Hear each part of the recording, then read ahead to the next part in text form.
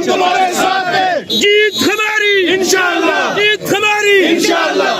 जिए जिए साहब, जिए जिए जिए साहब, जिए जिए जिए साहब, जिए जिए जिए। हम तुम्हारे साथ हैं साहब, कदम बढ़ाओ, हम तुम्हारे साथ हैं। उड़ी की क़यादत कौन करेगा? उड़ी की क़यादत कौन करेगा?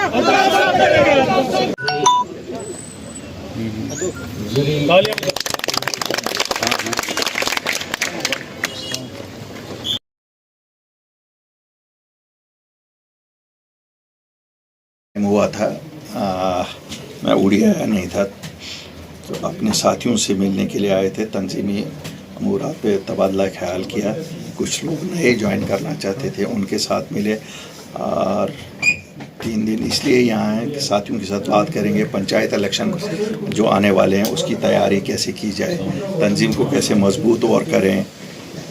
फिर ULB के इलेक्शंस हैं, उसके बाद पार्लियामेंट का इलेक्शन है, असेंबली हो ना हो बाकी।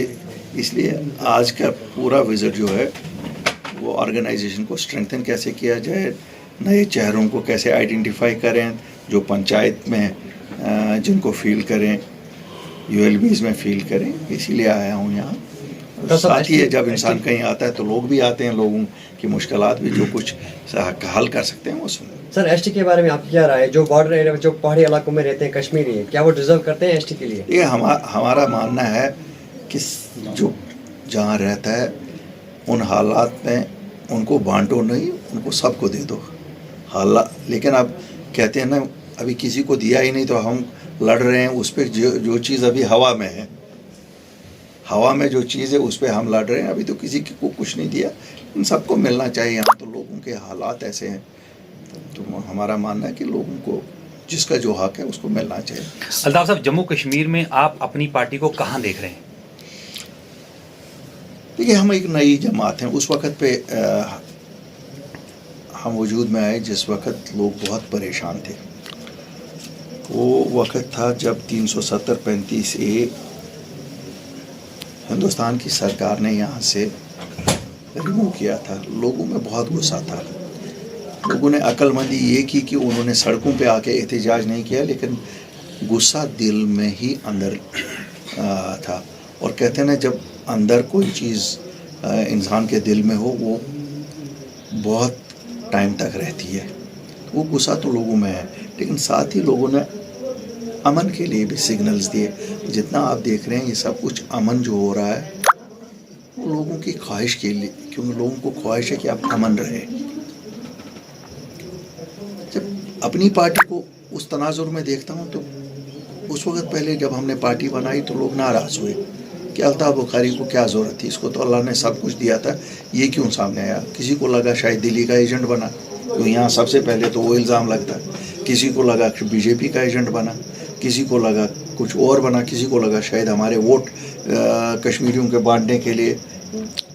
आहिस्ता आहिस्ता अल्हम्दुलिल्लाह अल्लाह ताला के फजल से आज लोगों को क्लियर है कि ऐसी ना कोई बात नहीं है। हम ना किसी के एजेंट हैं, ना अल्लाह के फजल से कि कभी बनेंगे। हमें इससे कोई वास्ता नहीं है, लेकिन हम निकले क्योंकि हमारा खोया था। जिस वक़्त लोगों पे मुसीबत बन पड़ती है उस वक़्त लीडरों को सामने आना पड़ता है। जो जमातें ऑलरेडी थी उन्होंने राह फरार इख्तियार की, क्यों चुप करने में उन्होंने सोचा बेहतरी है, लेकिन मैं भी चुप करता। 370 में प्रोटेक्शन थी ज़मीन की, 370 में प्रोटेक्शन थी यहाँ की नौकरियों की। 370 5 अगस्त को ख़त्म हो गया था। अगर हम सामने नहीं आते, आज आपके यहाँ नौकरियाँ जो 30,000 ये कहते हैं दी, इस 30,000 में 25,000 तो बाहर से लगे होते। ज़मीनों पे लोगों ने कब्जा, इतना टूरिस्ट जितना आ रहा है देख रहे हैं, तो यहाँ बाहर के लोग आए होते, हमारे स्थानीय लोगों को निकाला होता। सर, तो मुझे अल्लाह का शुक्र कितना करूं कि हिम्मत जुटाई मैंने। कम से कम हम आए तो हमने ऑर्डर तो लाया ना, वो तो रोक लिया। सर, आप पार्टी प्रेसिडेंट हो, उसके साथ साथ आप उड़ी से भी ताल्लुक़ रखते हो, तो कुछ आने वाले वक्त में कुछ आपने ऐसे इनिशिएटिव लिए हैं जिससे उड़ी के इकोनॉमिकली बूस्ट हो सके? देखिए, इस वक्त आपको मैं बताऊं, अगर मैं कहूँगा वो तो हो गई ना कहने वाली बात। अल्लाह के फजल से जब आप देखेंगे, हम जो हमारा मैनिफेस्टो उड़ी के लिए अलग एज कैंडिडेट इशू होगा, उस वक्त आप देखेंगे क्या होगा उड़ी के लिए, मेरा क्या अपना प्लान होगा। बाकी एज ए पार्टी तो हमारा तो है ही है ये कि हम पूरे जम्मू कश्मीर की यकसां तरक्की के लिए है। हम ये नहीं है कि उड़ी बॉर्डर है तो यहाँ कोई भी इंडस्ट्री आज तक नहीं बनी।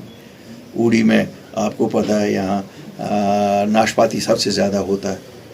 काश एक स्टोर बना होता तो ये नाशपाती आहिस्ता आहिस्ता निकलता। अगर आज 1000 रुपये की पेटी आ जाती है, जून जून सीज़न इसका ख़त्म होता जाता है, 300 रुपये में बिकती है। स्टोर होता तो शायद इसी तरह वॉलनट है, वॉलनट प्रोसेसिंग के लिए है, बाकी चीज़ें हैं। यहाँ बिजली घर है, लेकिन क्या फ़ायदा है उड़ी वालों को, बिजली तक नहीं मिलती है। तो हम ये देखेंगे, मैंने कहूँगा जस्टिस जिसे कहते हैं ना, जस्टिस देखेंगे।